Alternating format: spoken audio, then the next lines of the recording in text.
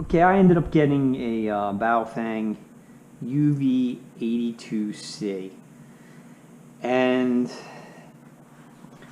I was quite impressed. I mean, these things are 50 bucks on Amazon, and for such a low price, you kind of wonder how good it's going to be.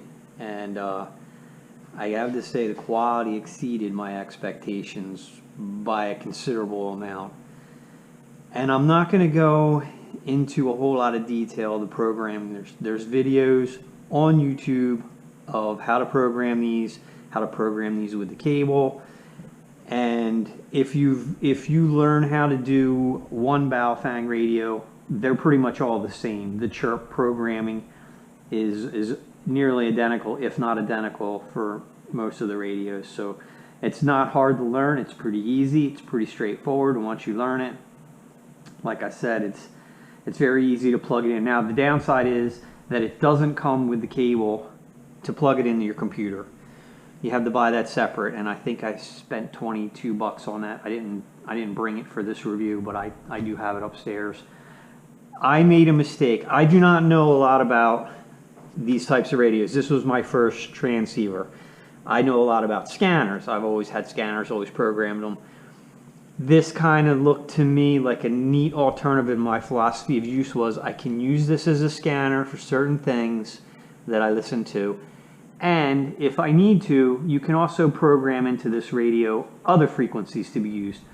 Most commonly, what people are doing is putting in the GMRS frequencies and the MERS radio frequencies, the MRUS, which is in the 150s. It's a VHF.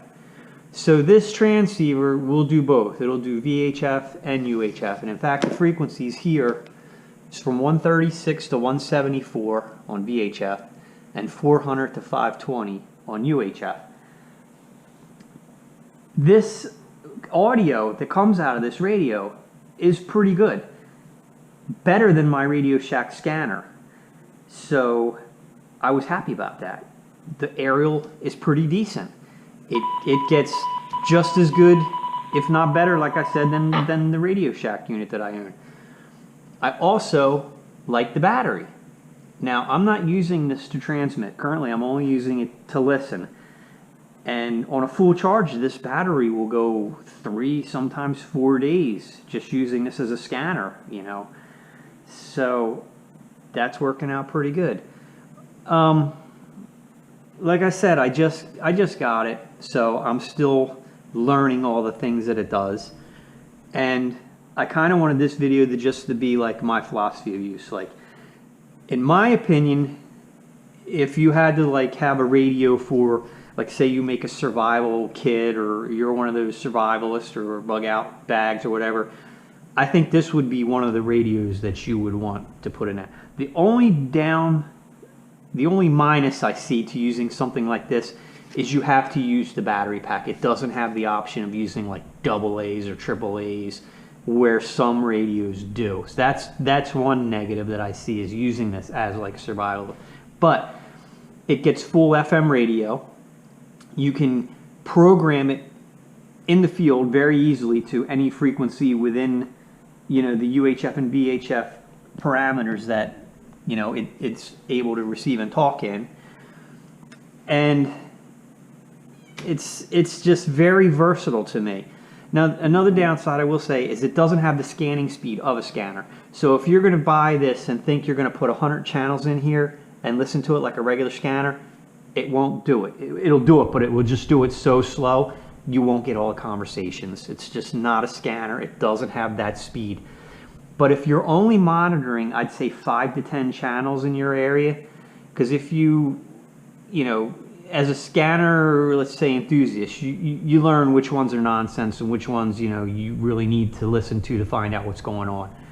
In my area, I really don't need that many channels to find out what's going on. And number two is, in my area, the county has gone to the 700 megahertz trunked, which you need I think it's a P25 phase 2, you got to have like a $400 scanner just to listen to it.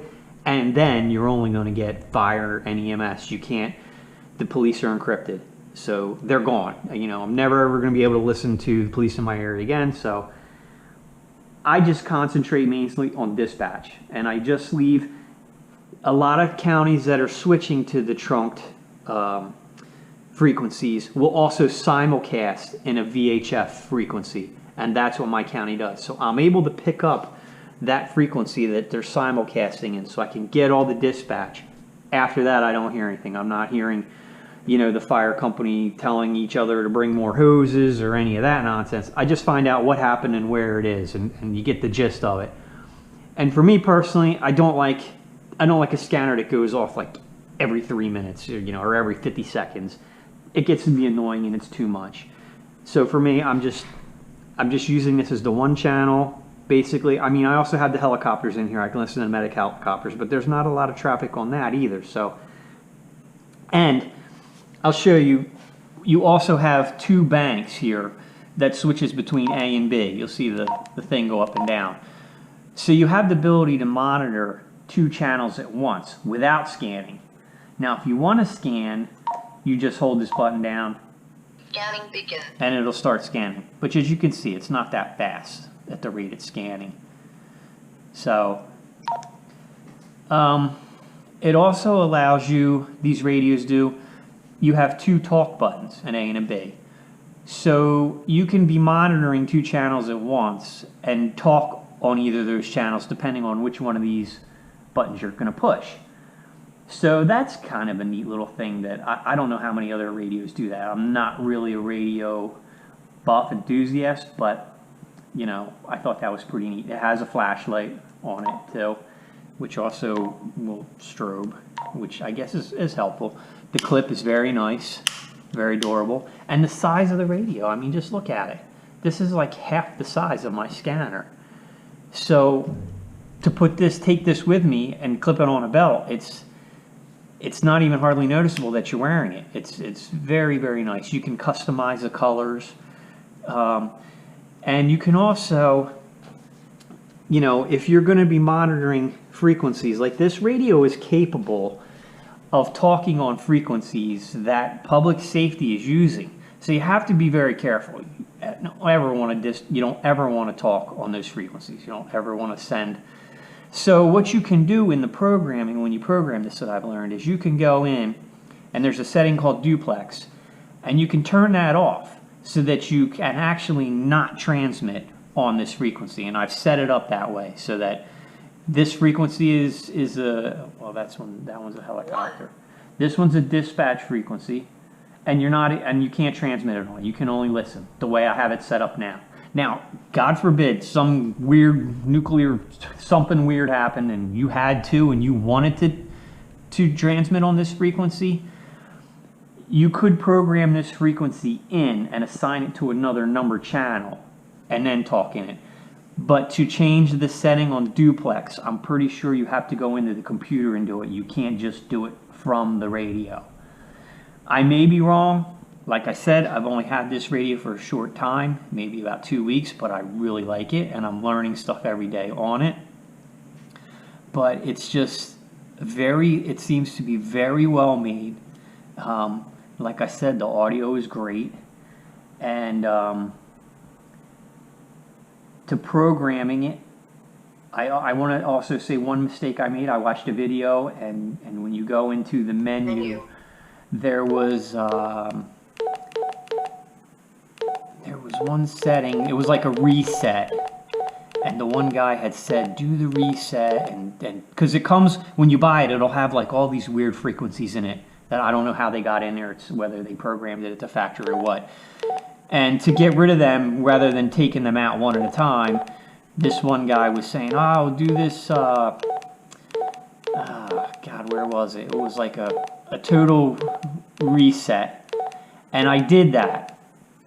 And what happened was, it turned off the VFO. And on this radio, when you turn it on and off, there's two different ways that this runs. Channel mode. See, it just said channel mode. Now, if I want to switch that, you turn it off and you hold down the menu button and you turn it back on, and it's going to say frequency mode. Frequency mode. And now in frequency mode, that's when you can program it. Channel mode is when you're just normal operation. So what happened was when I cleared it, it wouldn't allow me to change back to frequency mode. So I had to order the cable to fix that. It totally made the radio useless. It was set the way it was set and I couldn't do anything else with it. So be careful if you get one. It's better to do the programming on these on the computer. It's just nice. You can see the whole screen at once. You see exactly what's in there. You can name channels. So, like I'll show you, like, there's the merge channels coming up. And then I have all the GMRS channels. And I'll tell you another function that's nice on these is, like, you have 22 GMRS channels. When I'm scanning, I don't want to scan those GMRS channels. I could care less about that. I only want to listen to the local public safety. So you can have those channels skipped. You go to, there's like a column and you just check it and it says skip this channel when it's scanning. So that when it does scan, it'll only scan the frequencies that you want it to scan. You don't have to scan frequencies that are in your radio that you don't want to scan. So I like that too, because it's in there, it's in the radio, I can listen to it, I can talk on GMRS, but when I go to scan, it's not going to scroll through all 22 GMRS channels and waste time missing other transmissions. So that I really like. Comes with a headset, which I haven't tried out yet. I don't know how well that works. I will say the battery does take quite a while to charge up. And when it gets low, it'll start telling you, it'll talk to you low voltage, low voltage. So you got to charge a battery, and it'll take probably, I'd say 4, sometimes 5 hours to get this thing charged back up. But then once it's charged, it'll go a couple days. They give you a little strap. The book that they give you is very, very minimal. It does not tell you a lot. So you're going to want to go online and look at videos and watch how people are doing it. But the learning curve is pretty quick, and it's not similar to a scanner exactly, but it is kind of a little bit in the operation. So it's really neat. And this is, like I said, this is just the first video that I'm doing.